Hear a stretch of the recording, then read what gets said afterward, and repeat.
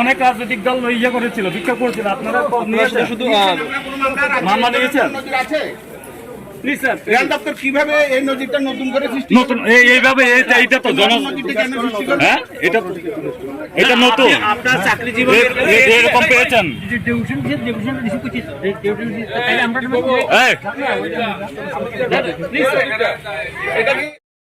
বিভিন্ন বিক্ষোভ দেখা গেছে, এই ধরনের কোনো মামলা কি ত্রিপুরা রাজ্যে আছে? এর আগে সামনে কোনো কিছু বলার যদি আপনাদের কিছু মনে করেন করতে লাগে তখন না, হঠাৎ করে এই পার্টি অফিসে এই ধরনের একটা সরকার মানে আসল কারণটা বলো। মানে আসার কারণ আপনারা কি এই মামলাটা নিজেরা কোনো মামলা হয়েছিল যেখানে আপনারা পার্টি অফিসে যেতে হয়েছে?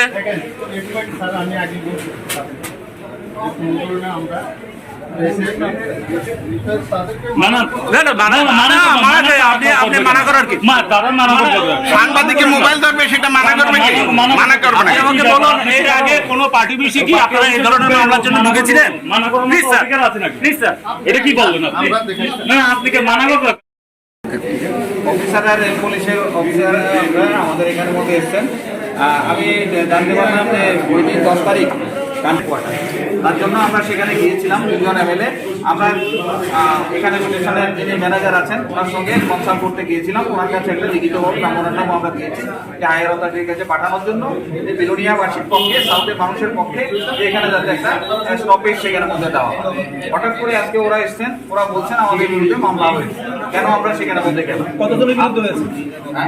কতজনের বিরুদ্ধে মামলা হয়েছে? এখানে আমাদের 5 জন, এর মধ্যে 2 জন এমএলএ, একজন এক্স এমএলএ, আর আমাদের পার্টির সেক্রেটারি তাপস দত্ত এবং একজন সিনিয়র অ্যাডভোকেট জ্যোতির্ময় সোম। এই 5 জনের বিরুদ্ধে ওরা একটা মামলা নিয়েছে। এমনকি আগে কোনো মামলা হয়েছে? আমাদের শুনিনি কখনো, বা এই ধরনের পারমিশন নিতে হবে। একজন এমএলএকে একজন অফিসারের সঙ্গে দেখা করতে গেলে পারমিশন নিতে হবে, এটা তো আমাদের জানা ছিল না। এর আগে তো আপনারা উত্তর পূর্বাঞ্চলে যে রেলের একটা ইয়ে দিতে, সেখানে কি মামলা হয়েছিল?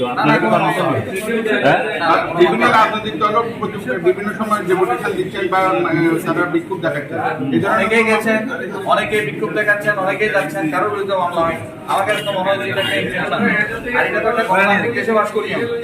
আমি কোনো একটা গিয়ে একটা অ্যাপ্লিকেশন দিতে পারবো না, আমার বিরুদ্ধে মামলা হবে, আমি তো এটা ভাবতে পারছি না। ঠিক আছে, 10 তারিখ প্রোগ্রাম গেল, কিন্তু মুখ্যমন্ত্রীর হাত ধরে আবার জিআরপি থানা উদ্বোধন হলো। সেই বিষয়ে আপনারা কোনো এই বিষয়ের ভিতরে কোনো ফারাক দেখছেন নাকি?